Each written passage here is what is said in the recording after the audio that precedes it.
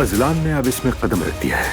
उसके इस किए जाने वाले फैसले का खंदा पेशानी से एहतराम ही कर सकता हूँ, लेकिन इस बात का यकीन रखिए रेहान साहब, और हमेशा मेरी उस पर नजर रहेगी, याद रखिएगा। ज़ैनब से तो आपकी मुलाकात होती रहती है। जी हम अच्छे दोस्त हैं। अजलान आपका भतीजा है ना, तो ज़ैनब भी मेरे बच्चों की माँ है, ये जानते हैं आप। बाबा के बारे में सुनकर पता नहीं कैसे रिएक्ट करेंगी। तुम्हारी अम्मी किसी नुमाइश का जिक्र कर रही थी, वो क्या मामला है? अलिफ साहिबा के दफ्तर के करीब एक जगह है, मैं वहाँ कुछ अपनी फनपारे रखना चाहती हूँ। ठीक है, अगर तुम जगह जानती हो तो फिर दे दो अपना काम। शुक्रिया बाबा।